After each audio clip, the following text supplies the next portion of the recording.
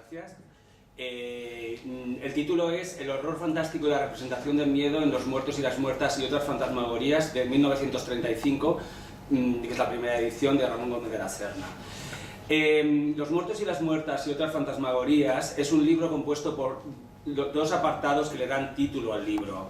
Los muertos y las muertas y otras fantasmagorías, a los que precede una lauda de entrada. En este trabajo estudiaremos el tema del miedo de manera que quede ejemplarizado cómo Ramón Gómez de la Serna hace uso de dicho término de manera implícita y explícita dentro de un contexto en el que el horror fantástico sirve de marco envolvente en sus propias microficciones. Aunque Gómez de la Serna menciona el tema de la muerte en sus novelas largas y breves, Greguerías y otros escritos, de sus propias opiniones personalizadas también se entrevé el miedo a la misma. Lucubraciones de la muerte, que es un subapartado incluido al principio de Los muertos y las muertas, se presenta como el testimonio más extenso sobre la muerte realizado por el escritor. Aquí presenta una serie de comentarios en los que deja ver una clara huella de su visión personal, aunque la proyecta literaria e ingeniosamente, delatando su propio temor, de manera que dicha visión, que no está desprovista de humor, le sirve de recurso narrativo a modo de terapia autorreflexiva. Él se escribía a sí mismo cartas, por ejemplo, hay un libro publicado casualmente en Barcelona que se llama Cartas a mí mismos, donde ya eran unas cartas que le pedía una editorial venezolana y enviaba y tal, que reflejaban que tenía pavor a la muerte, y está en una época en la que realmente lo pasó muy mal. Entonces, la obsesión por la muerte la tiene en toda su obra. Y él dice, con carga grotesca, en la primera parte que digo de Los muertos y las muertas: la muerte es lo más corruptor que hay. Entra en las entrañas, en el honor, y lo deshace y perpetra la peor violación. Sin embargo, pasa a trivializar con el concepto del miedo.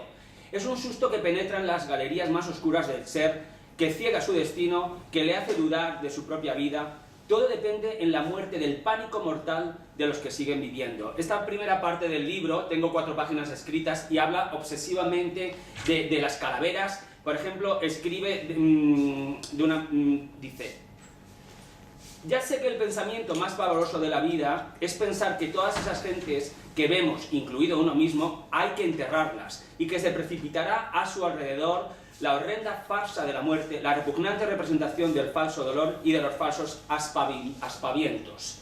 A Ramón le horroriza la muerte, pero al mismo tiempo se refugia en el juego del arte del horror, creando un humor macabro. De hecho, puedo decir que sí, a todo el mundo nos horroriza la muerte, pero si hay alguien que es conocido por un libro sobre los muertos y las muertas, es él. Y aparte de los microcuentos, todas estas obsesiones que él tiene y que está constantemente haciendo humor, es un verdadero terror que tenía. De hecho, tuvo una muerte bastante horrorosa y él casi pudo predecir lo que le iba a pasar, casi, porque tenía obsesión por el cáncer, escribió sobre el cáncer y tuvo cáncer. O sea, pero utiliza mucho lo que es la literatura como terapia, ¿no? Y dice, por ejemplo: lo ojival sale de las ventanas, de la nariz, del cráneo calaveral, y por eso la ojiva de vuelta al mirar humano se refleja en el alma como un puente en un río. Hace metáforas, hace greguerías, y bueno, Ramón tuvo aprensión a la muerte toda su vida. Hay un artículo escrito por Begoña en 1985, el apellido es Begoña, las referencias, alguien quiere se apoyar al final, y habla sobre toda la huella de la muerte en todas sus obras. Pero Los muertos y las muertas casualmente no está estudiado. Entonces dice, no olvidemos, incluso su autobiografía se llama Automoribundia, que se publicó también en el 47-48, y ahí ya dice que en el momento, bueno, esto es también de Quevedo, ¿no? O sea, que empezamos a nacer y ya estamos muriendo. Y él se considera, en esta autobiografía, Automoribundia, él se considera un humorista macabreo. O sea, él lo dice en la página 650. Y en el apartado de lucubraciones de la muerte, el escritor trivializa con el leitmotiv de la calavera.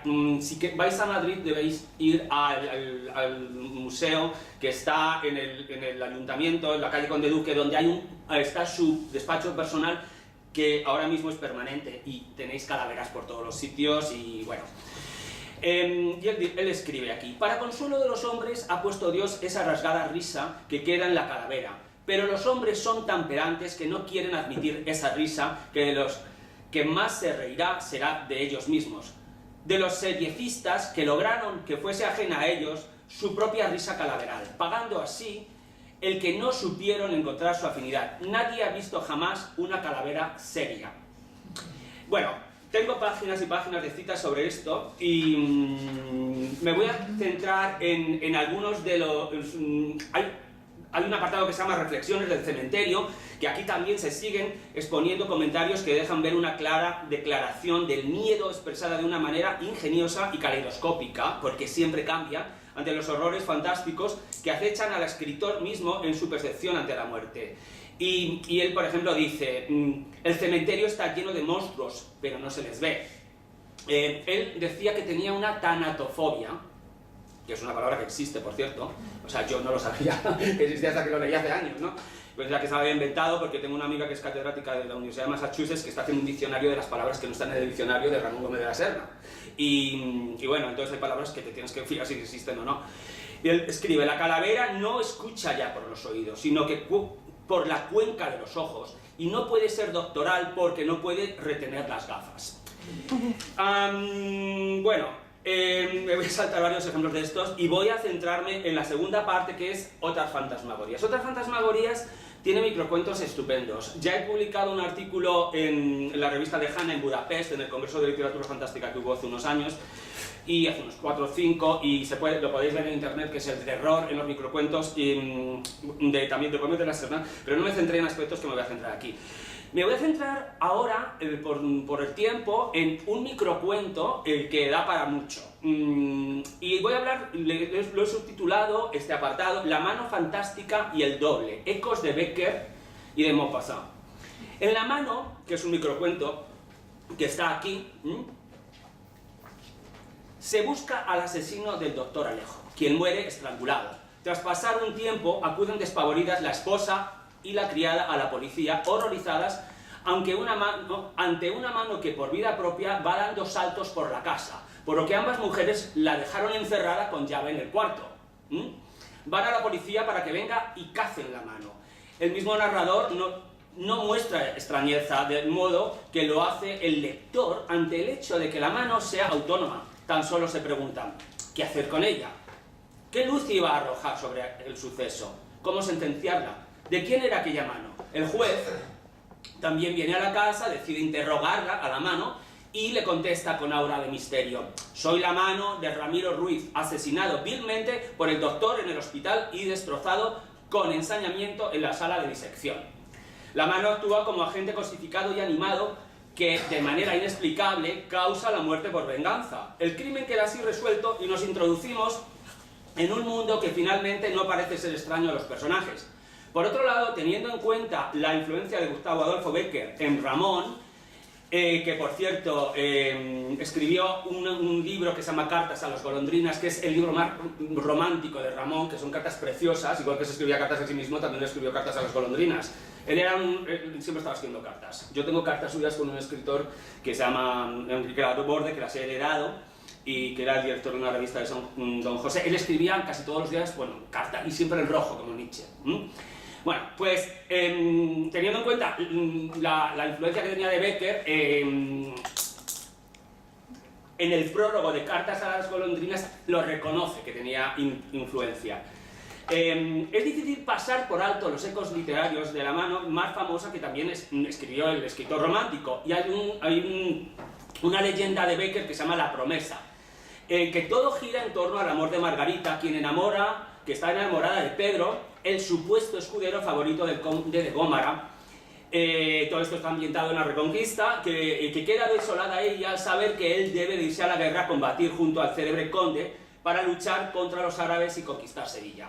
El amante le había entregado un anillo, símbolo de una promesa como prueba de su amor. Le dice, no te preocupes que volveré, y aquí le deja el anillo, pues como de compromiso. Ella accede y le pide que vaya a defender su honra de soldado, pero que regrese después a salvar la de ella.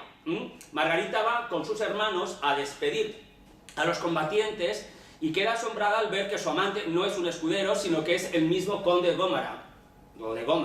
Una vez en la guerra, el conde confiesa que estando en batalla en Sevilla, una mano le salvó milagrosamente la vida. La mano, blanca y hermosa, aparece y desaparece a los ojos del conde, le sigue y le causa un profundo terror. Estos son palabras textuales de la leyenda de Becker. Un juglar confirma al recitar el romance de la mano muerta que cierta enamorada murió de pena y en dicho poema se recrimina que el amante no regresó como había prometido. Margarita yace en su tumba, pero la mano que mantiene el anillo puesto no queda cubierta. De una manera inexplicable, la mano siempre está fuera de la tumba. El conde regresa a Gómara y se casa con Margarita, donde está encerrada, de manera que la mano misteriosamente se hundió para siempre. O sea, entonces se da cuenta el conde cuando escucha eso de que realmente no ha cumplido su palabra, vuelve al cementerio, se casa con la mano y se entierra. Esto que nos parece un poco como David Roas escrito en su libro, yo llevo a mis estudiantes al cine de terror y se ríen. Bueno, pues te puedes reír ahora. Pero, si, por cierto, está también, podéis mirar La Promesa, Becker, TV2, y está una película sobre la mano de Becker que cambian las cosas. Y claro, y se lo toman tan en serio el Eusebio Poncela y tal, pero realmente te puedes reír de que la mano no se caiga, pero en su momento me imagino que no haría tanta gracia, ¿no? Entonces, es difícil no tener tampoco presente la narración de Maupassant, La mano, que es de 1883, que Ramón Gómez de la Serna tenía un año. Aquí también hay un juez, el señor Bermutier, que tú no me puedes decir cómo se pronuncia. Bermutier. Bueno, muchas gracias, ¿vale? Quien lleva las riendas de la narración, y también hallamos a varias mujeres horrorizadas por un crimen sucedido en París. Sin embargo, la historia se desvía a otra que narra el juez a modo de narración dentro de otra narración para comparar con lo extraño del crimen de París, suceso acontecido tiempo atrás y que se convierte en el centro del relato y que pasamos a resumir. Siendo el señor Bermutier juez de instrucción en Ajaccio, se encargaba de asuntos de vendetta, de venganza, esto es del italiano, y está textualmente en italiano en el texto. A modo de involucrar al lector leemos, allí encontramos los más hermosos temas de venganza que soñarse puedan. El juez narra y pasa a recordar el caso de un inglés que había alquilado un chalecito en Francia del que se hablaba que había cometido, y se decía que este hombre había cometido un crimen espantoso, incluso se mencionaban circunstancias particularmente horribles. El mismo juez propició conocer al señor John Rowell, que era el inglés, quien se jactaba de que en sus cacerías antaño en América, que había cazado a muchas, incluso a hombres. Una vez en su casa, el juez entra en la casa de un inglés en Francia, el narrador nos revela que observó un objeto negro. Era una mano humana, no una mano de esqueleto blanca y limpia, sino una mano negra reseca. Y prosigue, en torno a la muñeca, una enorme cadena de hierro remachada, soldada a aquel sucio miembro, lo sujetaba a la pared con una argolla lo bastante fuerte como para atar a un elefante. El inglés confiesa que es la mano de quien fue su peor enemigo, a quien se la cortó en América. Poco a poco el juez observa y narra el temor que observa en el inglés por todo a su alrededor, quien posee numerosas armas. El narrador cuenta que un año después asesinaron al Sir Rowell, quien había sentido miedo y pavor hasta su muerte. O sea, tenía la mano de la persona que había asesinado, pero estaba rodeado de armas, obsesionado, ¿no? Entonces tenía el cuello perforado por 5 agujeros que se diría hechos con puntas de hierro. El lector sabe desde este momento que la mano capturada tiempo atrás por Sir Rowell se ha vengado de él. La duda es cómo pudo ser.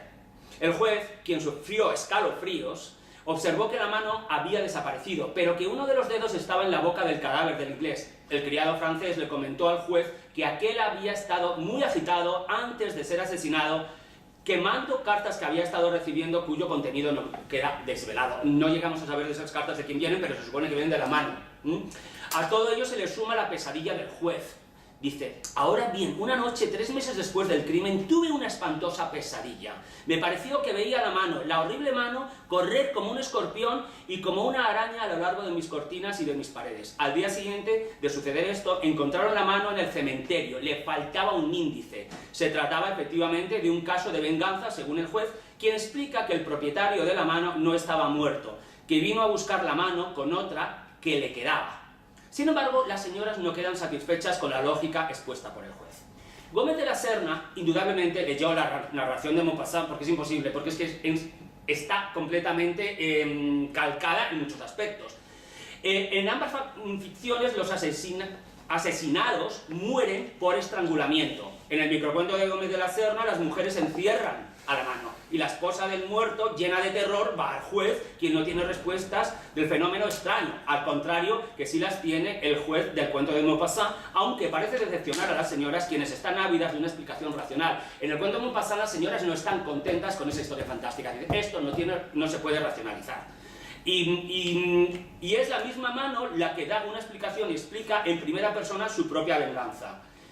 Ramón alegremente da un carpetazo a la duda del fenómeno extraño y lo resuelve dándole voz a la mano propia, voz propia a la mano, que se justifica a sí misma e introduce al lector a una cotidianeidad que debe asimilar y que resulta normal para los personajes, que no parecen quedar insatisfechos ante la autoinculpación de la mano por la propia ejecución del crimen.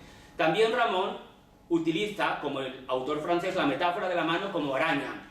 En las tres ficciones, la imagen de la mano horroriza a los protagonistas, y son manos que se toman la justicia por su mano, valga la redundancia, pero en el microcuento de Ramón, como en La promesa de Becker, se le da el suficiente poder a la mano para hacer justicia y satisfacer así a los protagonistas y a los lectores. El conde de Gómara se casa con Margarita, la familia de ella no queda deshonrada, que en la película, por cierto, matan a Margarita, la matan a sus hermanos, porque ha deshonrado a la familia, ¿no?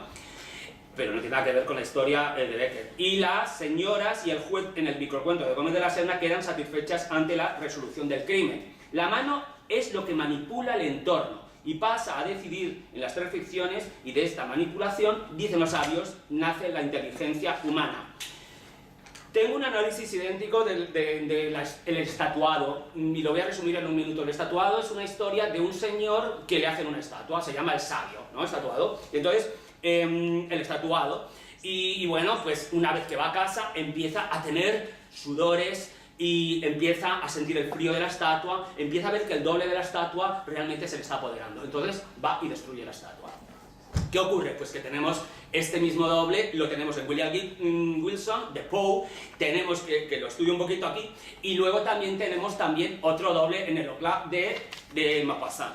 Entonces, las transformaciones que hace Gómez de la Serna son aparentemente paródicas, pero hay mensajes. En el estatuado es obvio, Ramón era antiacadémico. Yo tengo una copia de una carta que le escribió Camilo José Cela, que está en el archivo de Pittsburgh, en Hillman Library, y donde le pedía consejo Camilo José Cela a Gómez de la Serna: quiero que me hagan de la academia, ¿qué piensa usted? ¿Qué piensa usted? No sé lo que le contestó Ramón, pero Ramón hay un artículo que se llama Ramón en la antiacademia, estaba en contra de todo esto, aunque como buen vanguardista también tenía sus contradicciones, porque también estaba muy rabioso porque a Zorín le dieron un premio y a él no se lo dieron, pero él sí que estaba en contra, y además es una metáfora el destruir la estatua de que tenía pánico a la muerte. No es normal que una estatua te la hagan estando vivo, y entonces hay como una crítica en ese sentido a lo que es la inmortalidad, a la falsedad de las estatuas, que representan un poco una metáfora embellecida, es como el Photoshop, bueno, pues te quedas con lo mejor, y al mismo tiempo, pero las coincidencias con Poe y Maupassant tienen mucho que ver en el sentido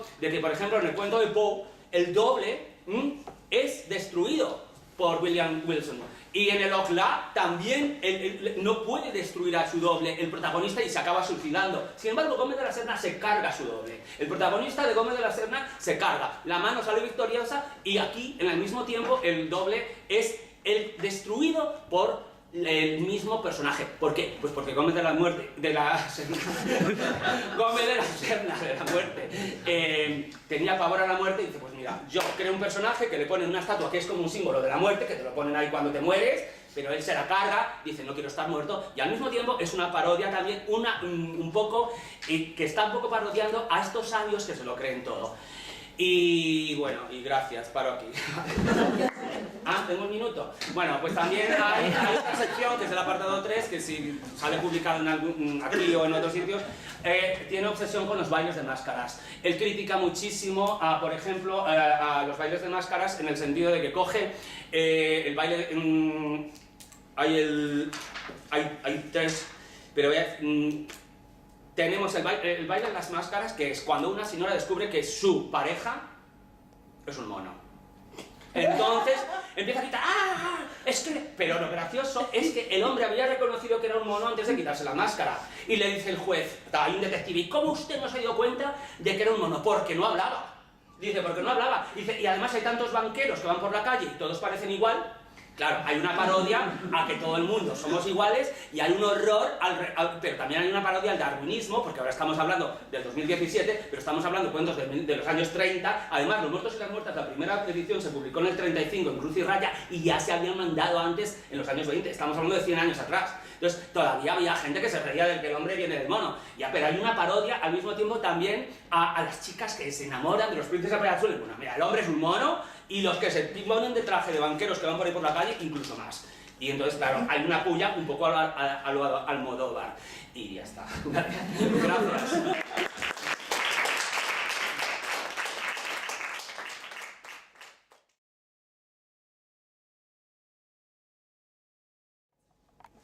En realidad, quisiera decir, en el título creo que aparece en el programa, era del horror al humor. Y me he dado cuenta, pues al hacer la ponencia, que en realidad pues vale la pena invertir el orden. Y creo que, bueno, se dan cuenta cuando la lean. Bueno, en su libro Ajuar funerario, de 2004, Iwasaki nos presenta un abanico de historias potencial o efectivamente terroríficas. A lo largo de esta ponencia me propongo reflexionar sobre los distintos procedimientos retóricos utilizados por Iwasaki para construir sus cuentos. Y en particular reflexionaré sobre la vigencia de ciertos motivos tradicionales y sobre la posibilidad de reactualizarlos para otorgarles una nueva potencia terrorífica. En algunos casos, el horror es el resultado del desfase que se produce entre lo terrible de la historia contada o sugerida por el cuento y el tono de la narración. En la cueva,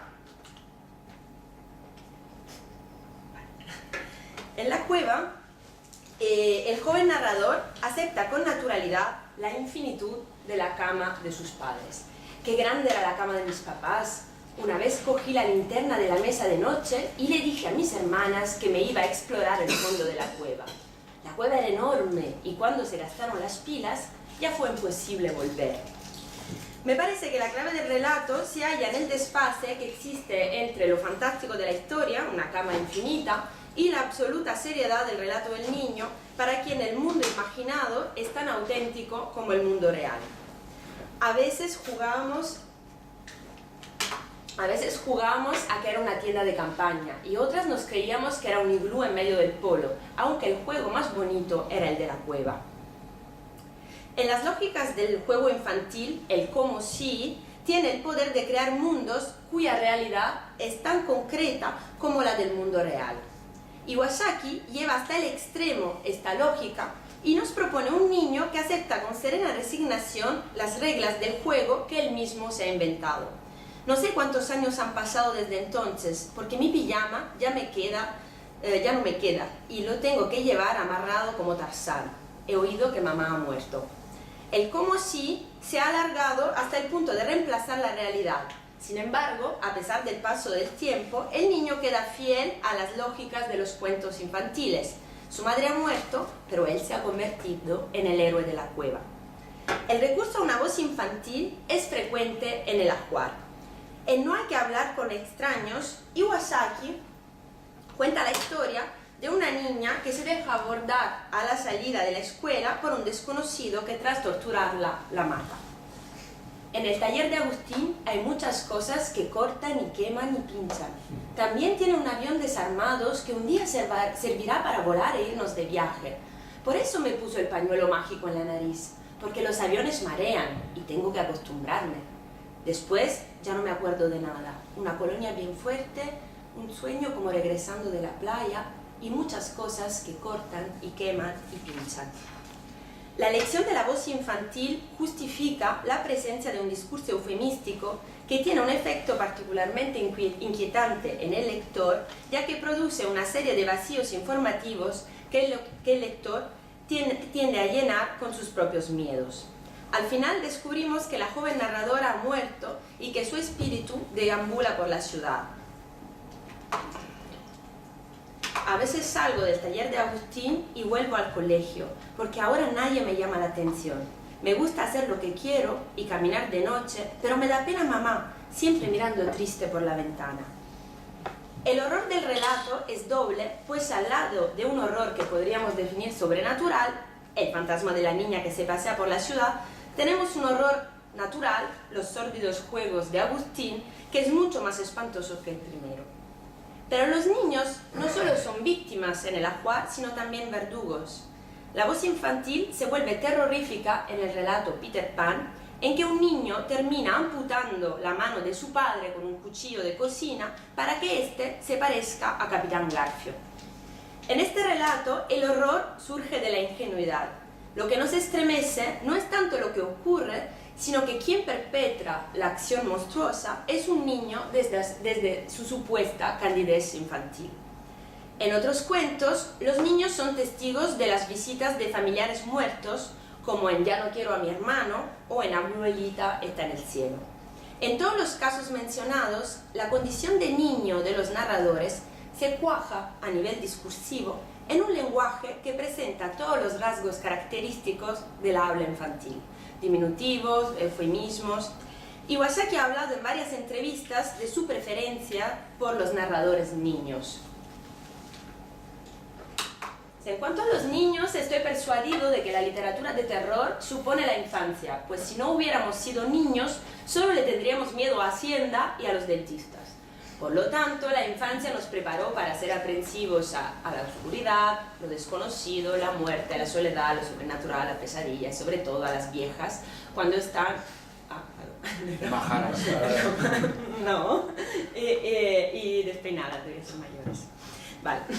Más allá de los argumentos evocados por el autor, que ve en la infancia el origen de todos los miedos, me parece que la presencia de estas voces infantiles desempeña un papel importante en la pragmática del relato. El hecho de confiar la responsabilidad de la narración a unos niños tiene un efecto importante sobre la percepción del relato por parte del lector, que tiende a conferir más credibilidad al testimonio infantil, pues sabido que en la boca de los niños siempre está la verdad.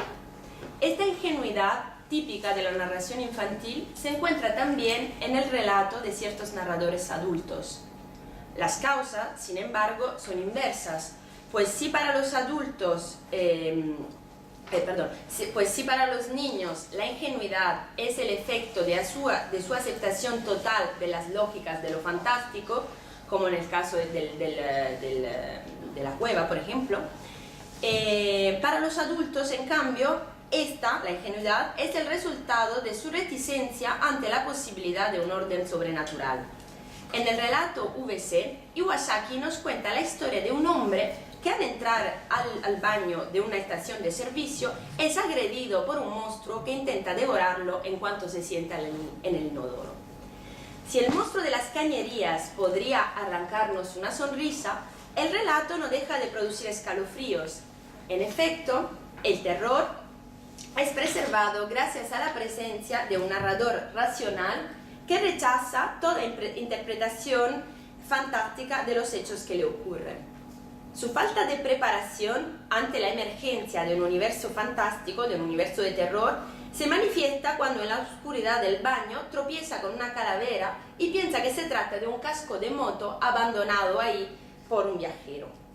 Más adelante, cuando poco antes del ataque del monstruo la puerta del baño se cierra con llave, su primer reflejo es pensar que el hombre de la gasolinera lo ha encerrado para atracar su coche.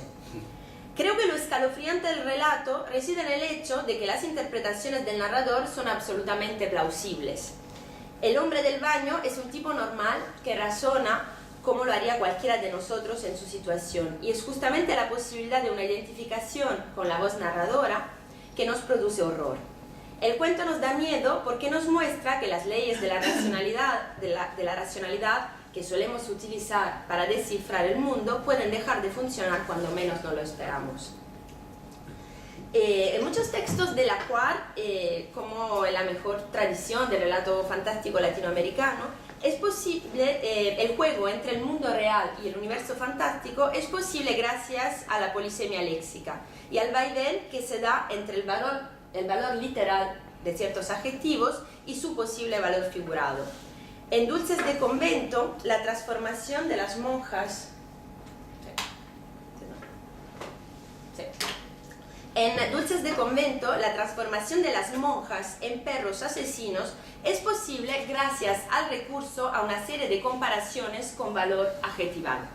Los gruñidos de los perros son como rezos y letanías bestiales.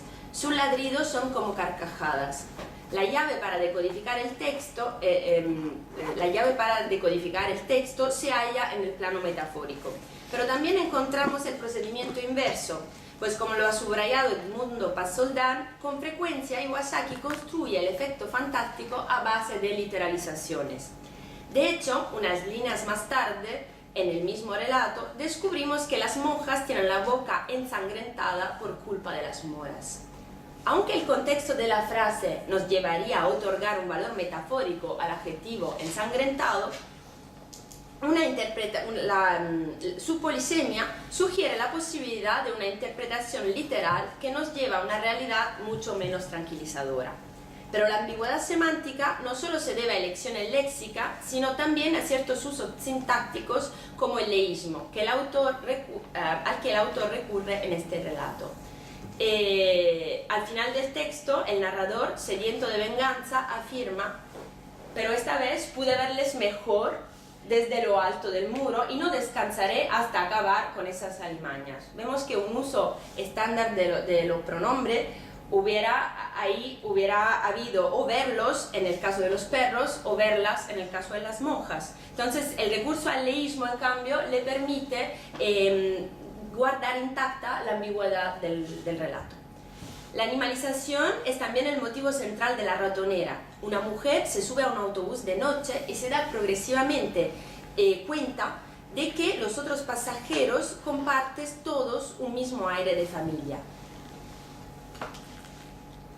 Todos tenían la nariz húmeda de sudor, los pómulos hinchados, la cabeza más bien redonda y unos dientes preparados para roer y destrozar. Todo el texto podría interpretarse como una fantasía discursiva de la mujer que usa metáforas animalescas para describir a sus compañeros de viaje, pero el excipit del cuento, La puerta no se abre, nos invita a releer el microrrelato atribuyendo a los adjetivos utilizados su valor más literal. En numerosos microrelatos, Iwasaki se nutre de la tradición del cuento de terror tradicional, subvirtiendo sus códigos desde el interior. En Monsieur le Revenant, el narrador cuenta las etapas de su conversión en vampiro. Sin embargo, antes de llegar a las últimas líneas del relato, no hay ningún elemento que nos deje pensar que estamos ante un hecho fantástico, digamos.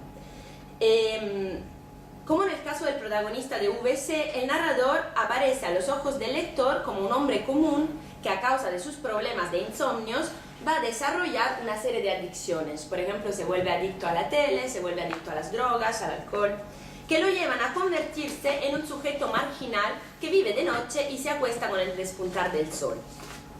Habrá que esperar el final para que el narrador, otorgándose el estatuto de testigo y jugando con nuestro conocimiento de los códigos de la ficción de terror, anuncie: lo del espejo es mentira y lo de los crucifijos también.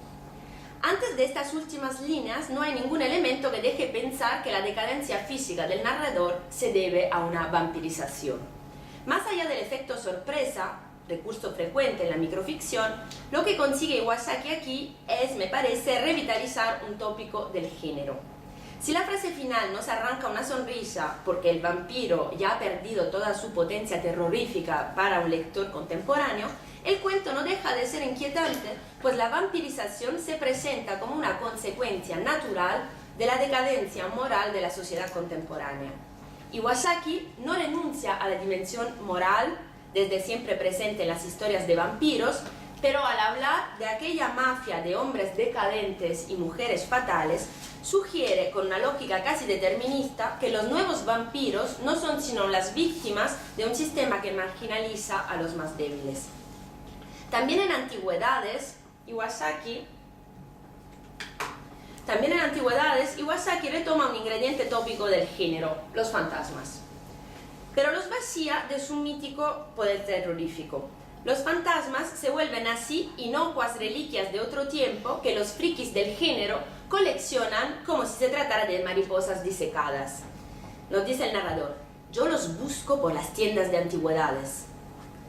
En las líneas que siguen nos dice: los traigo a esta casa para escuchar cómo lloran de noche, para reírme de su soledad infinita.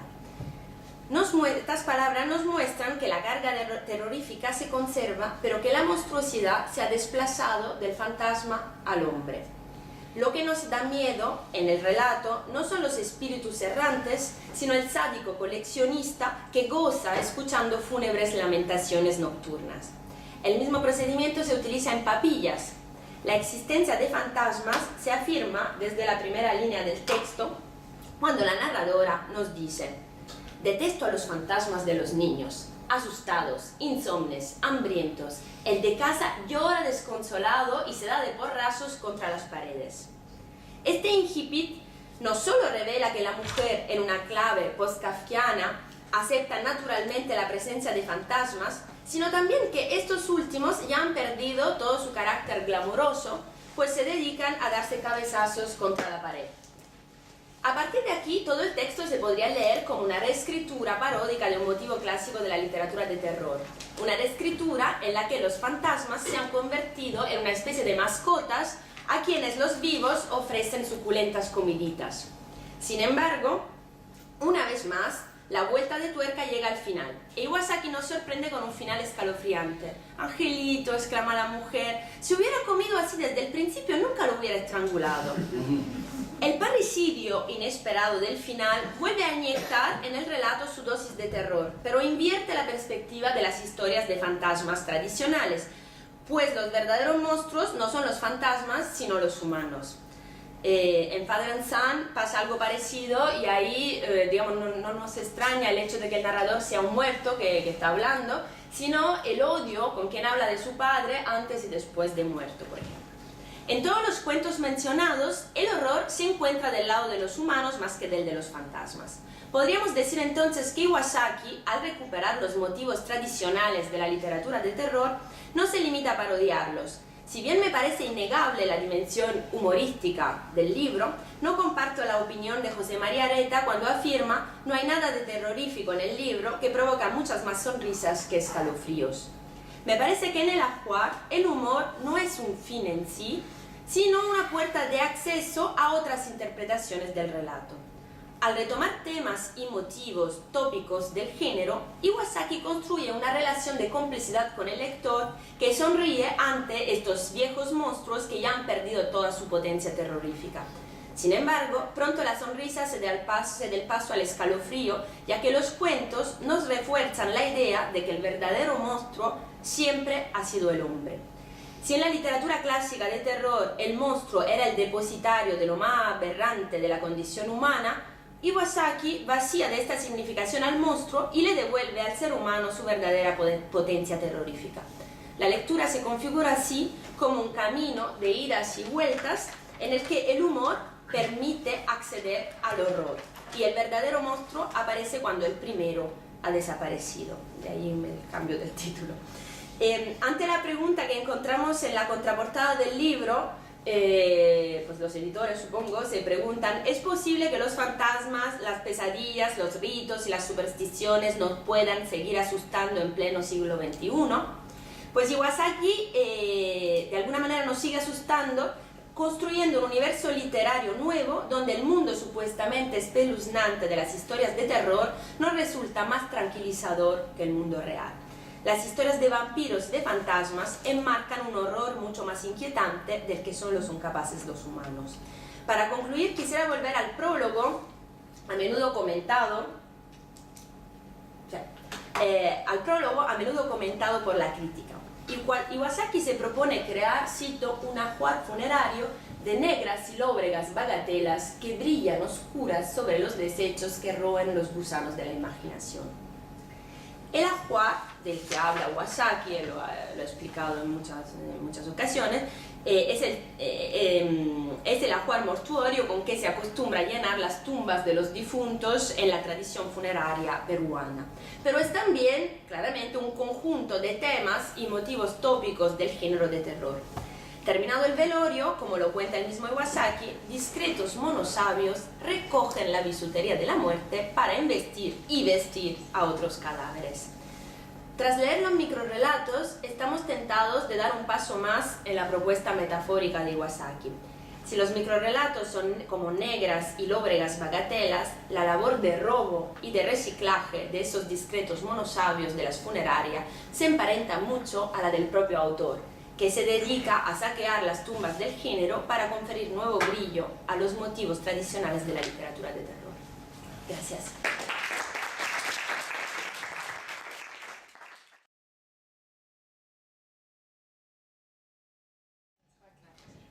Buenas tardes a todos.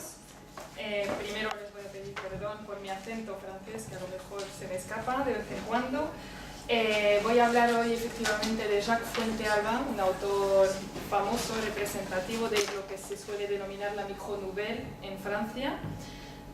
Por lo tanto, los textos que he traído aquí, que son Scribuscule y Micronomie con peur d'enfance, no tienen traducción española todavía. Entonces, para no desnaturalizar el texto, citaré en francés, si me permite. Y bueno, hablaré de otro libro también de Jacques Fuentealba. Entonces, si bien es verdad que lo fantástico ha suscitado un interés particular en varios autores y críticos literarios a lo largo de los siglos, su carácter ambiguo y transgresor siempre ha fascinado a Jacques Fuentealba.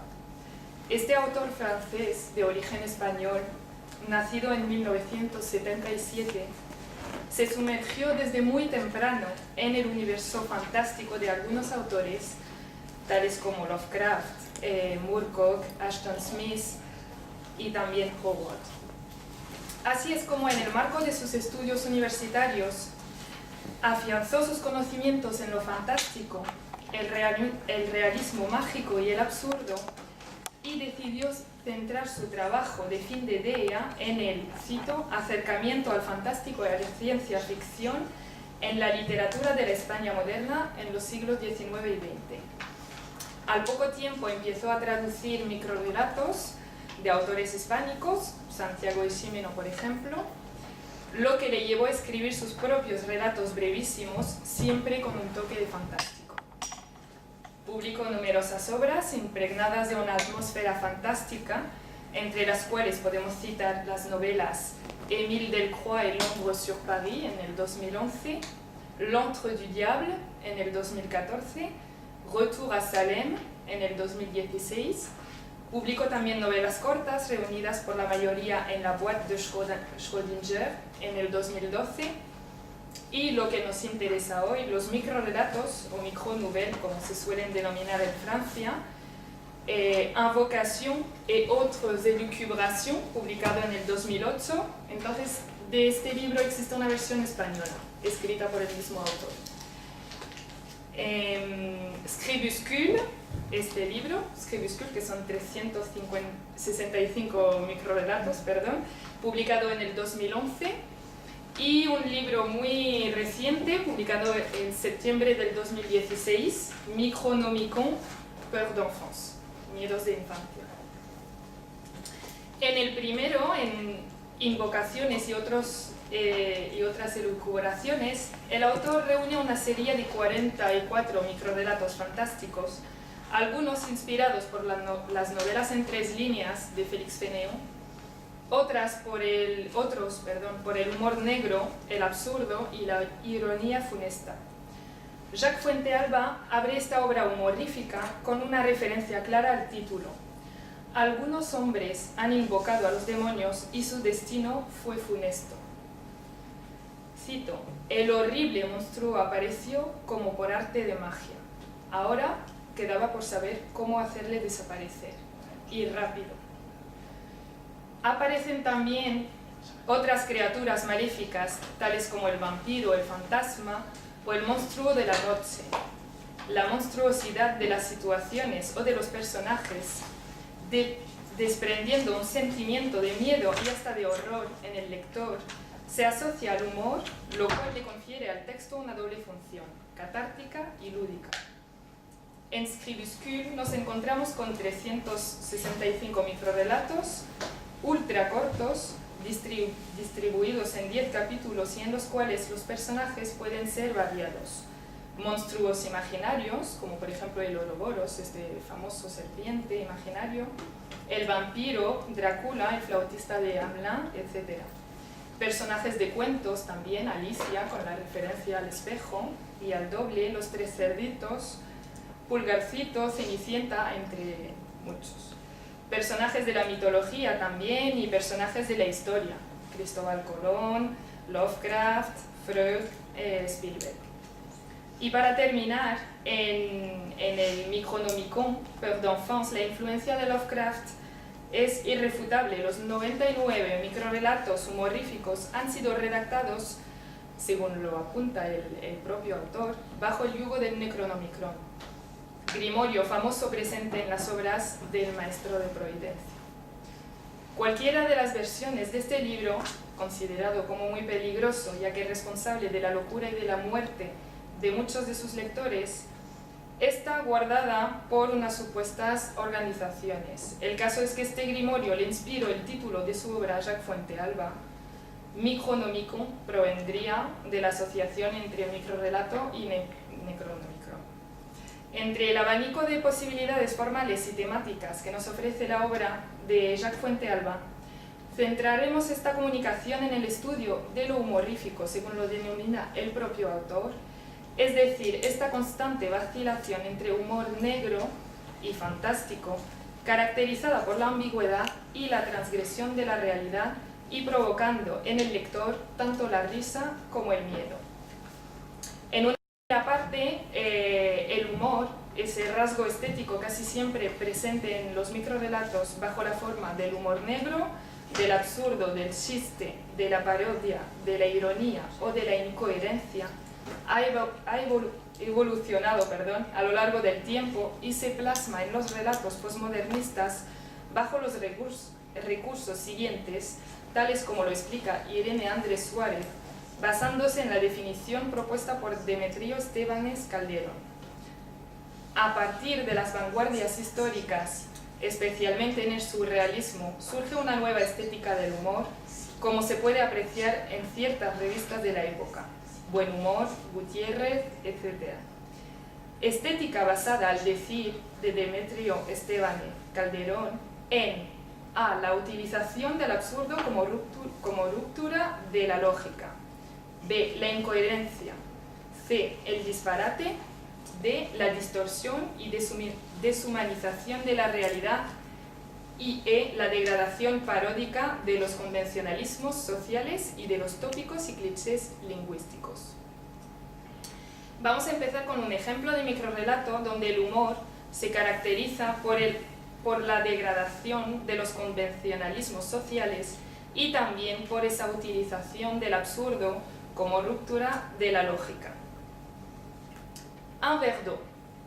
Un verre d'eau, c'est tout ce que je demande. J'ai mis à bout de force le moribond sur le seuil du bazar. C'est la seule chose que nous n'avons ni à vendre ni à donner, mon bon ami, répond le gérant. Dans son dos, débordant de coffres grands ouverts, luisent de mille feux les trésors de cette civilisation disparue, et les silhouettes d'animaux fantastiques empaillés, dragons, licornes, centaures, chimères, projettent leurs ombres changeantes sur les parois de cet antre d'Ali Baba. Mais, sont les dernières paroles de ce voyageur disparu. Seul le silence du désert lui répond. Des heures après, Fatia, la femme du propriétaire du bazar, débarrasse le perron de l'échoppe en allant livrer le cadavre au vautour quelques dunes plus loin. À son retour, elle ne peut s'empêcher de faire remarquer à son mari. « Tu aurais pu lui donner une gourde d'eau, hein? Qu'est-ce que ça te coûtait ?» Il pouvait acheter n'importe quoi, sauf de l'eau. C'est comme ça et pas autrement. Je pratique de bons prix en plus. Tu vois, cette manticore, là, je la lui aurais donnée pour rien, contre sa chemise ou une poignée de main tout au plus. Mais de l'eau, tu n'imagines pas. Mais bon Dieu, c'est quoi cette fixation que tu fais sur l'eau? S'exclame-t-elle en s'éloignant vers l'arrière-boutique. Ce n'est pas une question, et elle ne veut plus rien entendre sur le sujet. Lui ne l'entend pas de cette oreille et continue à se justifier en haussant le ton pour qu'elle l'entende quand même. Je te l'ai déjà expliqué, de l'eau, ici, à cet endroit du Sahara, c'est une impossibilité irréductible. Si je lui avais donné à boire, qu'est-ce qui se serait passé? On aurait eu l'air malin, tiens. Et moi, je ne veux rien avoir à faire avec cela. Imagine seulement. Il serait rentré chez lui, sain et sauf, et aurait annoncé à tous ceux qui auraient bien voulu l'écouter qu'il avait croisé un mirage. Puis il aurait continué en disant que les habitants du mirage l'avaient sauvé, et que, en soi, c'était un signe de la mansuétude divine. Il aurait sans doute fondé une nouvelle religion, ou une secte, avec des pèlerinages dans les parages. Alors ça, non. Et vu que l'eau n'existe pas dans le coin, tu imagines le prix que ça peut coûter de toute manière. Oh, tu m'écoutes, Fatia? Il a beau être une aberration de la nature, de la réalité même, le vieil effrit estime qu'après plus de 3000 ans d'existence, il a droit à un peu de respect. Et un peu de tranquillité, non mais... Bueno, la historia que nos cuenta aquí Jacques Fuentealba es la de un viajero pidiéndole agua al gerente don Bazar aislado en el desierto. El contexto espacio-temporal es totalmente verosímil, sin embargo la contestación del gerente a su mujer resulta ser completamente absurda. Para justificarse de su acto, es decir, no dar de beber a un viajero en pleno desierto, recurre a unos argumentos pragmáticos según él, pero que nos pueden resultar muy absurdos a nosotros lectores. Si le hubiera proporcionado lo que le había pedido, el viajero habría vuelto a su casa clamando que se había encontrado con un espejismo, que los habitantes le habían salvado, habría fundado una nueva religión, etc. El resultado trágico de esta situación, así como el humor absurdo y el humor negro también, hacen hincapié en una cierta voluntad por parte del autor de denunciar la falta de solidaridad de los hombres. El binomio humor fantástico converge en esta dialéctica de lo humorífico, es decir, la asociación de unos rasgos estilísticos y temáticos que tienden a romper con lo real, con lo posible y con la intención de llevar al lector a reflexionar sobre sus propios hábitos. Se establece, pues, un paradigma de la realidad en paralelo con el contexto sociocultural del lector, es decir, una situación concreta, reconocible de todos. Además, la asociación risa-muerte es muy habitual en los microrelatos de Jacques Fuentealba. Para citar otro ejemplo, esta vez en español, sacado de este libro, Invocaciones y otras elucubraciones, no iba a dejar de contar este buen chiste a su mujer, en cuanto hubiera alcanzado la otra orilla. Todavía se reía a carcajadas. Por muy viejo y cardíaco que fuera, no pensaba que uno podía morirse de risa, literalmente. Así que, este texto responde a esta concepción del humor negro, los juegos lingüísticos y en particular el doble sentido de la expresión morirse de risa. El efecto humorístico radica en el campo léxico de la risa, con términos como chiste, se reía a carcajadas, pero sobre todo en la frase hecha citada anteriormente.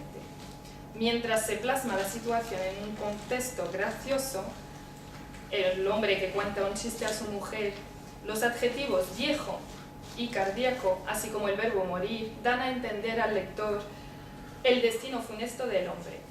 Además, la imagen de la orilla podría recordar el Estigia, ese río que separa el mundo terrestre de los infiernos. La ambigüedad está aquí presente y obliga al lector a recurrir a sus conocimientos personales para poder entender el mensaje. Irene Andrés Suárez apunta a este respecto. El lector se ha de atener al contexto y a las claves en que se transmite dicho mensaje, y es obvio que cuanto más profunda sea la ambigüedad, más difícil le resulta descodificar el sentido implícito del relato. Sin embargo, es importante que se conserve la ambigüedad, puesto que de otro modo la burla desaparecería. La ambigüedad se suele caracterizar por el doble sentido que el autor le confiere a las palabras o por la yuxtaposición de expresiones o sentencias narrativas sin relación entre ellas. Otro ejemplo de microrrelato.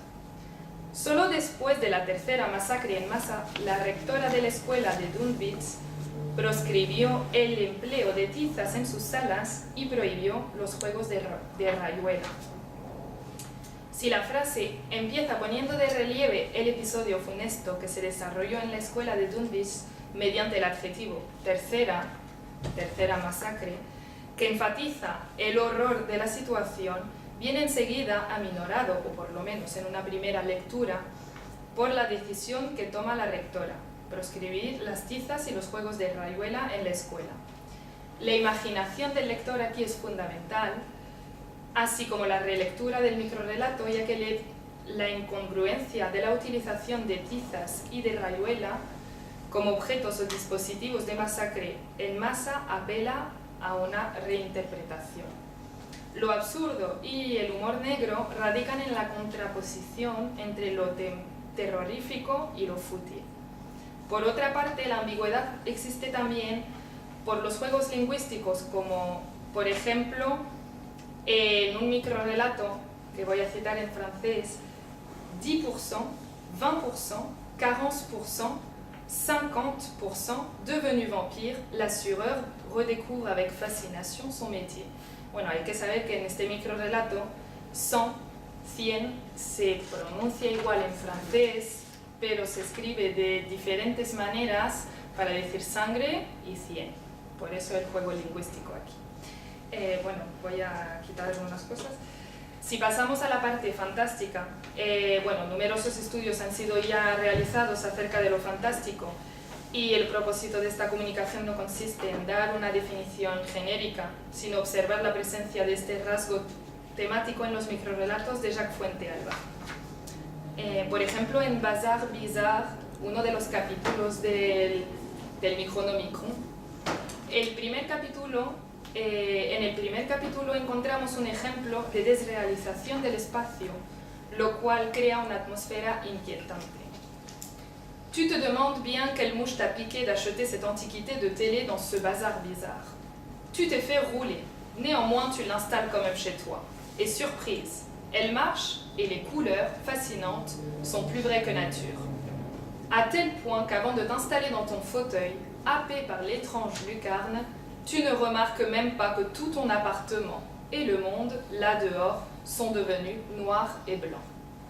El final abrupto característico de los microrrelatos da un toque fantástico al texto. En vez de la tele, es el espacio entero del apartamento que se ha convertido en blanco y negro. Este hecho improbable en la realidad otorga al texto una dimensión fantástica e invita al lector a reflexionar sobre la interpretación que se puede hacer. El uso de la segunda persona del singular nos incluye directamente en la historia y provoca una sensación de miedo. Esta tele es mágica y puede cambiar el contexto espacial, o nos hemos convertido nosotros mismos en personajes de película. El lector se encuentra pues hundido en el propio universo narrativo. De ahí la confrontación entre lo posible y lo imposible, del que muchos autores y críticos han hablado ya. Bueno, voy a pasar un poco porque creo que me queda poco. Lovecraft ha influenciado de manera magistral la obra de Fuentealba. Muchos microrrelatos hacen referencia al maestro de Providencia y hasta hay un capítulo que se titula Lovecraftry en Scribuscule. Le récit prenait une autre dimension à la géométrie non euclidienne, à présent que le grand ancien y était enfin mentionné. Effrayé, le lecteur reposa son livre avant d'en apprendre plus sur celui qui ne doit pas être lu. Et autre, des universitaires inconscients eurent l'idée d'engager des sourciers pour étudier l'origine des tests de Lovecraft et découvrir si les grimoires mentionnés dans ses œuvres existaient réellement. Dès qu'ils commençaient à pointer un début de piste, les sourciers engagés devenaient fous alliés. El carácter metatextual del microrrelato está en los microrrelatos de Jacques Fuentealba casi siempre vinculado con esta dimensión humorífica, resultado de la gran afición del propio autor por el mundo de lo fantástico. Lo fantástico se manifiesta pues en una dialéctica del horror, en esa ambigüedad entre lo posible y lo imposible, en esta ruptura entre lo extraño y lo verosímil, y en la presencia de personajes u objetos anormales, tales como pueden ser los vampiros, los fantasmas, los diablos, etc. El juego intertextual añade un toque humorístico, ya que la supuesta presencia de Drácula, por ejemplo, en un microrrelato que voy a citar luego, a bordo del Titánico, implica que podría ser una de las causas de esta tragedia. Es decir, hay un microrrelato que dice: Personne ne sut rien des véritables causes de la tragédie du Titanic, ni de la présence à bord de Drácula. Los referentes conocidos de todos permiten involucrar al lector en la historia y añadir un toque humorístico o fantástico.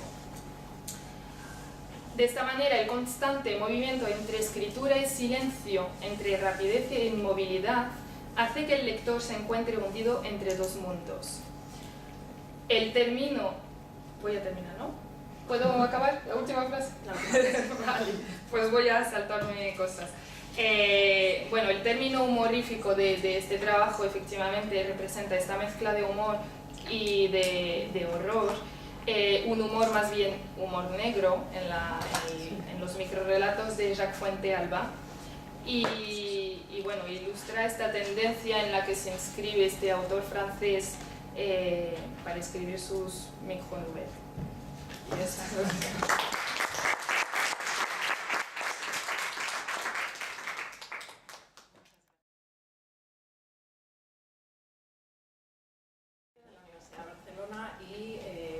Hablar este artículo, que es un poco work in progress, ya lo veréis, el horror a las muñecas diabólicas en el siglo XXI, la atracción por la pedofilia en el relato español. Bien, al abordar el tema de la pedofilia, un miedo injustificado a los muñecos de cualquier tipo, y hacerlo además en relación con el horror fantástico, se hace necesario distinguir en primer lugar a qué tipo de muñecos, ¿no?, nos estamos refiriendo, puesto que aunque se puedan establecer y sea además conveniente hacerlo algunas relaciones con otros géneros, no se incluirían dentro de las fronteras de lo fantástico figuras como el cibor, el robot, el androide, ginoide o replicante, todas ellas criaturas propias del género de la ciencia ficción. Para el interesado en estas figuras, concretamente en estas criaturas, yo remito al excelente libro de Teresa López Pelliza, sobre todo un capítulo de patologías de la realidad virtual, y hay otros como el de Pilar Pedraza, máquinas de armar, etc. Las muñecas que nosotros entenderemos aquí como objetos susceptibles de provocar el terror fantástico son por lo general aquellas supuestamente inmóviles, al menos en un principio, antes de que avance en el relato la entrada de lo imposible, o aquellas que presentan unos movimientos limitados, controlados de manera mecánica o electrónica, como pueden ser, digamos, los más básicos autómatas, ¿no? De acuerdo con estas premisas, nuestro corpus de textos incluye pues, maniquíes, muñecas hinchables, muñecas infantiles tipo Nancy, Barbie y todas sus variantes, ya sean parlantes o no, títeres o marionetas y los muñecos de ventrílocos. La verdad es que la primera diferencia que podéis ver ya a simple vista es que hay una asimilación más clara entre la máquina mujer y la muñeca mujer, con excepción del maniquí o la muñeca sexual, que ya por la finalidad para la que surjan pues se intenta buscar la réplica, ¿no?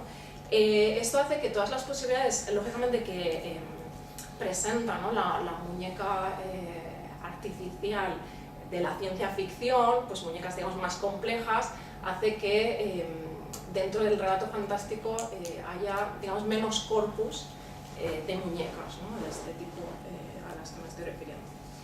Ciertamente, digamos, las variaciones que puede presentar la muñeca, que es inmóvil en un principio, pues son mínimas, ¿no? Algo que queda patente en el cine de muñecos diabólicos, ¿no? Por ejemplo, en las distintas secuelas de Chucky, que ya son parodias del propio Chucky y que ya prácticamente no producen ningún tipo de terror. Mi propósito en este trabajo es, por un lado, analizar el peso de la tradición, sobre todo cinematográfica, en los procesos de animación de muñecos que se dan en el relato fantástico actual, y por otro lado, intentar discernir si dentro de la desautomatización necesaria en torno a un tema fantástico con tantas recreaciones, sin esa desautomatización, digamos, influyen de algún modo en los procesos que caracterizan a la sociedad actual de muñequización que se dan en la niña muñeca y de humanización que se dan en la muñeca niño. Bueno, si bien nos referiremos luego a la tradición cinematográfica, que sin duda yo creo que tienen en cuenta los escritores actuales que abordan este motivo, antes voy a repasar brevemente algunos fenómenos sociológicos que pueden determinar la tendencia a la erotización de la muñeca que vemos en los textos postmodernos y que prácticamente no existía con anterioridad, dejando aparte, como os digo, siempre la ciencia ficción, ¿vale?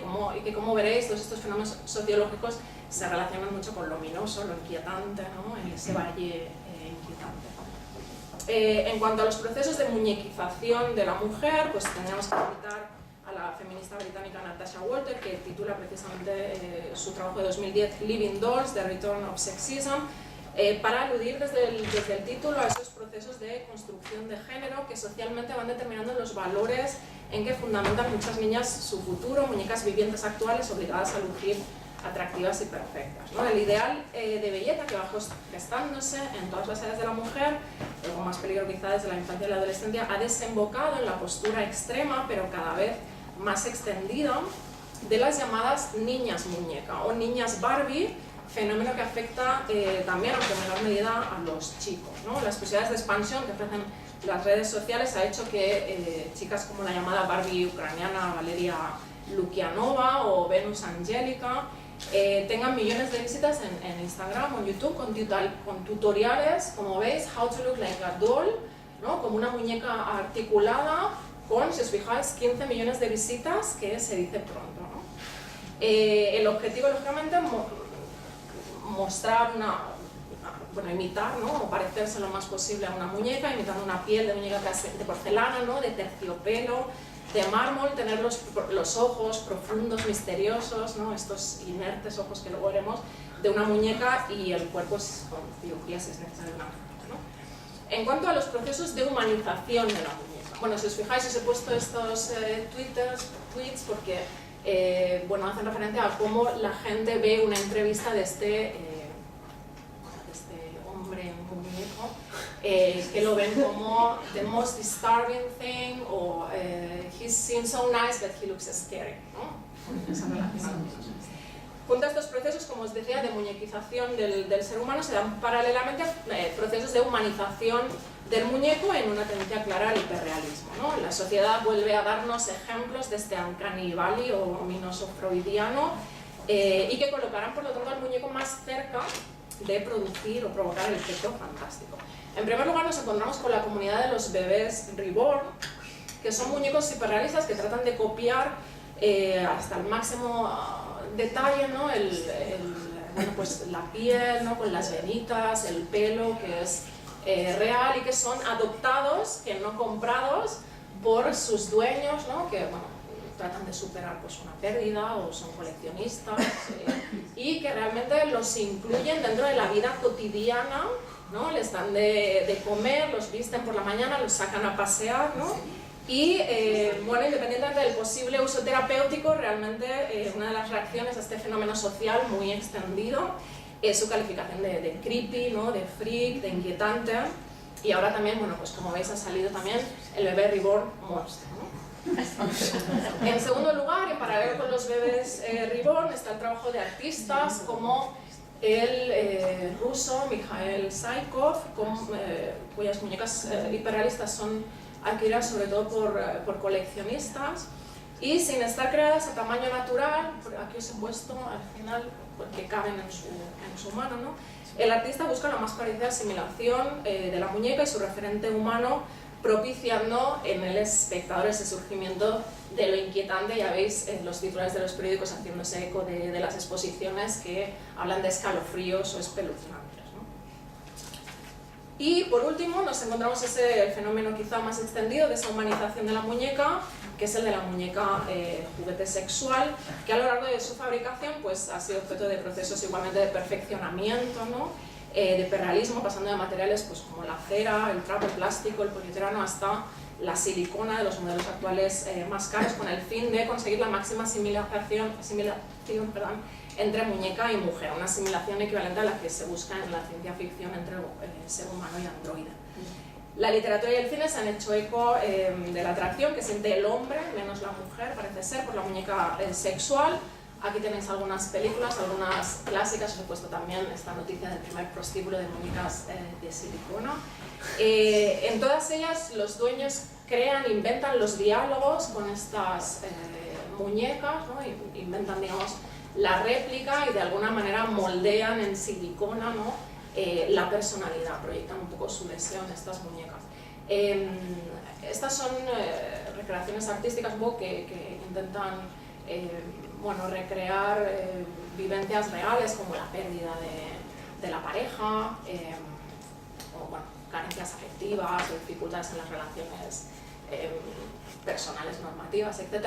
No son fantásticas, pero sí lo es Doll, que es de 2009, que es una película bastante interesante porque presenta la novedad de que esta muñeca hinchable cobra vida, digamos, se adueña un poco el alma de ella, pero sigue siendo de plástico, ¿no? Hay un momento en que se pincha y se empieza a desinflar, ¿no? Es curioso también que el dueño, cuando ve este cambio, pues en realidad lo que le está pidiendo es que vuelva a como era antes porque no hablaba y causaba menos problemas. Y bueno, esta fusión, hay una interesante fusión entre la niña muñeca y la muñeca niña, desde el punto de vista sociológico también, en el cine de terror fantástico, con fronteras en la ciencia ficción, gracias a The Doll, de 2016, curiosamente escrita y dirigida por una mujer, Susanna O'Brien, donde la protagonista, Natasha, está interpretada por la que hemos visto antes, que era la Barbie humana, Valeria Lukianova, ¿no? De esta manera la mujer muñeca se convierte en el cine en la muñeca mujer poseída y diabólica que existe para matar y para dominar las mentes de otros y que maten por ella, ¿no? Bien, lógicamente el hiperrealismo se ha adentrado también en el juguete infantil, ahí veis el anuncio de la nueva tribu de Barbie. Y parece ser que el siglo XXI sexualiza un poco la descripción de la muñeca diabólica, seguramente de manera paralela a como lo hacen Mattel con sus Barbie y sus Monster High, o MGA con sus Bratz, ¿no? Un fenómeno que ahora empieza a darse en el cine con películas como la que os acabo de mencionar de The Doll. Por el contrario, el cine de muñeca diabólica en realidad ha optado en general por su representación desde la fealdad y la abominación, que quiere contribuir al efecto terrorífico, como puede ser el caso de Annabelle, que no deja al descubierto, como veis, donde está aquí abajo, bueno, ni un trocito de su piel de porcelana, ¿no? Lo máximo además que hace la novia de Chucky, que bueno, ahora no la veis aquí, pero luego la veréis, es básicamente, bueno, maquillarse un poco el look gótico que ya tenía antes de convertirse en muñeca, ¿no? Pero en realidad queda definida básicamente por el mismo placer de matar que tiene su pareja Chucky, ¿no? El relato actual sí que aprovecha para lo fantástico, sin embargo, la recreación de la belleza femenina de la muñeca, de acuerdo a cánones patriarcales, e incluye además los dos tipos de mujer de la tradición, el ángel del hogar y femme fatale. De esos cánones viene la atracción tanto para adultos como para niños. Las niñas de Patricia Esteban Erles, como las niñas que adquieren una Barbie o una Bratz, también se sienten atraídas por el modo de vida que representan y que quieren imitar. No es casual que uno de los relatos de la autora de Casa de Muñecas se titule Primeras Maestras, porque son las muñecas, tanto para niñas personajes como para niñas personas, las que parecen dirigir en la infancia los ideales estéticos y de comportamiento. Supimos de la perfección por nuestras muñecas, aprendimos de ellas los rizos inmóviles, las rodillas juntas y sin falda, una sonrisa discretamente tintada de geranio y la mirada de vidrio limpio que debe mostrarse a los adultos con traje. La descripción de las muñecas de Holocausto sigue este mismo ideal de mujer obediente y sumisa al ser descritas presentando una docilidad de rubias bien educadas que me enternecía, y las que no lo cumplen, como la Carla de José Antonio Francés o la muñeca fatal de Erles, feas, de pelo enmarañado, son descartadas y tiradas a la basura. Bien, superada la barrera, ¿no?, del silencio, los primeros autómatas, los nuevos autómatas del siglo XX y XXI son muñecos que lloran, que se hacen pipí, que susurran, que se ríen a carcajadas, o te dicen te quiero en varias lenguas, y de esto se sirve el género fantástico para hacer irrumpir lo imposible, ¿no? Realmente si vemos, no os los voy a poner, pero si vemos algunos anuncios de muñecas como la Baby Lajalot o Baby Secret, ya el anuncio en sí da miedo. O sea, imaginaos poner esa muñeca en un contexto fantástico, ¿no? De hecho, Chucky, que es una es una del 88, la primera película Chucky es del 88, digamos, sabéis que coge a Good Guy para poseer ese cuerpo y parece ser que está basado en My Body, que bueno, tuvo un éxito de ventas increíble, ¿no? Bien, en el relato actual se explota ese efecto ominoso, inquietante, esa especie de tanatofobia a la que se refería precisamente Rafael, que provoca la muñeca y especialmente su mirada, que provoca atracción y a la vez desasosiego, y que David Roa sintetiza muy bien en una frase de su relato Casa con muñecas, cuando el narrador dice: ojos muertos de mirada fija, pero al mismo tiempo con algo detestablemente humano, ¿no? Creo que ahí se fusiona esa doble faz de la mirada, ¿no? Bueno, esa mirada, que es lo que en realidad nos produce sobre todo ese efecto ominoso en la muñeca, por esa mezcla entre lo animado, lo inanimado, lo vivo, lo muerto, lo tenemos en varios autores, ¿no? Habla Roas de sus cándidas caritas, sus ojos inertes, ojos helados, ojos de cristal verde, mirada en blanco, que quizá, bueno, pues tenemos esa influencia, ¿no?, subyacente ahí del hombre de arena. Por primera vez vio Nathaniel los perfectos y bellísimos rasgos de Olimpia, solo los ojos le parecieron extrañamente rígidos y sin vida. Bien, no puedo detenerme aquí en el análisis de más de 30 películas que he revisado desde 1929, de Great Gabo, hasta 2016, de Dor, para este artículo, con el fin de exponer cuáles son los motivos recurrentes a este subgénero, que es el del muñeco diabólico, que presenta pocas variaciones y que en realidad se basan en, bueno, cuáles son las causas de la animación del muñeco, el origen del muñeco o las metas que tiene el muñeco, ¿no? Me centraré, no obstante, en la relación que el muñeco diabólico establece con el ser humano, niño adulto, al que se une voluntariamente o por azar, fruto de un hechizo, por ejemplo, ¿no? Dicha relación se explica por dos necesidades básicas que se repiten con algunas variaciones en la tradición cinematográfica y que vuelven a surgir con asiduidad en el relato español. En primer lugar, el muñeco o la muñeca necesita de un esclavo sobre el que ejercer su dominación y que cumpla sus órdenes.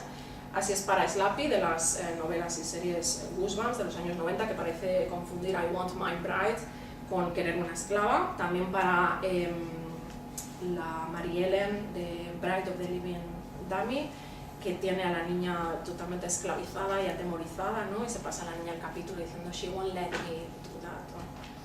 Y en segundo lugar, en primer lugar, esa necesidad de un esclavo, y en segundo lugar, el muñeco es consciente de sus limitaciones, es eterno pero frágil al mismo tiempo y necesita ocupar o poseer un cuerpo humano, ¿no? Así a la vida, la movilidad, y quiere vivir completo de ese lado, ¿no? Es el caso de Chucky en todas sus representaciones, pero en muchos más, ¿no?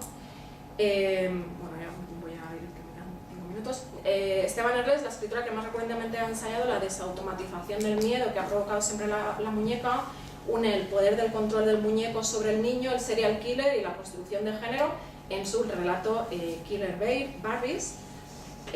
Una primera persona confiesa con la más absoluta naturalidad: de niña me convertí en una asesina en serie, y el lector descubre enseguida que esas víctimas son las Barbies de sus amigas, símbolo de un ideal de belleza inalcanzable, con sus ojos azul azafata, su cabellera azul rubio platino. Y bueno, se recupera esa idea de la necesidad del esclavo, ¿no?, humano. Cómo explicar que era una Nancy pasada de peso y en camisón de española de provincias la que cada noche me susurraba apoyada en mi almohada que así era mejor para todas, ¿no? Bueno, una aproximación quizá algo más tradicional, con ecos de la muñeca de Annabelle. José Antonio Francés también habla Carla, habla ahora Carla ya no me parece tan fea, aunque quizás sea porque ocupa el mejor lugar de la vitrina, pero debería callarme, a ella no le gusta que hable de estas cosas. Bueno, siguiendo la tradición del tratamiento de las muñecas fantásticas, Esteban Erles trata igualmente la posesión o transmigración de almas, si bien lo que ocurre frecuentemente es una asimilación progresiva en las dos direcciones, a la manera del ventrílocuo de The Dummy de 1962, de Twilight Zone, y no de la novia de Chucky, por ejemplo, que os comentaba que esa asimilación es rápida, ¿no?, en unos segundos. Bueno, y ese proceso gradual por parte de la niña lo vive esta niña pues casi con aceptación, con estoicismo, un poco, con poca conciencia sobre él. Y bueno, víctima y observadora, la niña va narrando cómo su cuerpo se va transformando, cómo se vuelve inmóvil mientras la muñeca cobra vida. Bueno, está presente en Muñeca Fatal, voy a ir abreviando. Soy yo la que me preocupa más en todos los retratos, luzco cabellera enmarañada, una elegante de mendiga y unos ojos de pijama viejo que desmienten mi infancia, o también el corazón de Rosaura comenzaba a latir justo cuando el mío se paró. Bueno, y voy a ir muy rápido ya. La tradición cinematográfica ha identificado muy claramente quién era víctima y quién era verdugo, ¿no? Y la víctima siempre era la niña. Lo que vemos como novedad, digamos, en el mundo de Esteban Inglés es que quizá, bueno, atraída un poco por la maldad infantil, la autora invierte los papeles, ¿no? Y focaliza la fuente del miedo en la nada inocente niña, ¿no? Esta línea creo que es nueva en la revisión de la temática del muñeco diabólico que se da en el siglo XXI, ¿no? Entonces, si el muñeco de pronto animado buscaba parásitamente el control y el dominio sobre el humano, Esteban Inglés subvierte los roles y convierte a la niña en maestra y señora, ¿no? Maléfica de sus criaturas aparentemente inertes, ¿no? Bueno, esto no lo tenía. Siempre pensé que yo era su reina y que sus destinos me pertenecían. Yo era la dueña de aquel enjambre mudo, ¿no? Cuando ve un poco como, digamos, como el dictador teme un poco la rebelión de los súbditos, pues la niña teme esa rebelión y esa conspiración de la muñeca, y cuando intuye esa conspiración acaba con ella, ¿no? Esa parte es muy interesante. Bueno, hay otros ejemplos que no me da tiempo a comentarlos, y algo también que es novedoso es como hemos hablado de la posesión, de la necesidad del muñeco de tener un cuerpo humano para ser poseído. Lo que vemos también en el mundo de Esteban Inglés y en este corto que me parece delicioso es lo contrario, cómo el ser humano o el niño queda atrapado en la figura de un niño, ¿no? De un muñeco, perdón. Y entonces, bueno, este corto no os revelo, pero bueno, tenéis ahí la niña entrando y toca una muñeca que se asimila mucho a ella. Y entonces, bueno, aquí tenéis a todas las muñecas, la tienda está toda llena de muñecas y lo único que mueven es precisamente lo que provocaba lo ominoso en el muñeco, digamos, inmóvil, ¿no? Ahora es la mirada lo único que revela el pasado humano, ¿no? Y ves el espanto en sus ojos, ¿no? Esto lo vemos también en Patricia Esteban Inglés, ¿no? No sé si lo tengo, aquí lo tenía, aquí. Bueno, una niña que encierra en un bibelot a sus amigas de la infancia, ¿no? Y entonces, casi ahí yo no creo que sea inconsciente de la maldad la niña, porque disfruta, lleva años, ¿no? con las amigas encerradas en el bibelot, a veces se olvida de ellas, pero digamos que ya llega un poco el disfrute que es propio del psicópata, ¿no? Y después tenemos esta historia, que ahora no recuerdo el título, pero bueno, es la historia bueno, una recreación un poco fantástica de lo que es el príncipe destronado, ¿no? El niño reza para que su hermanita recién llegada se convierta en muñeca, ¿no? Y lo consigue.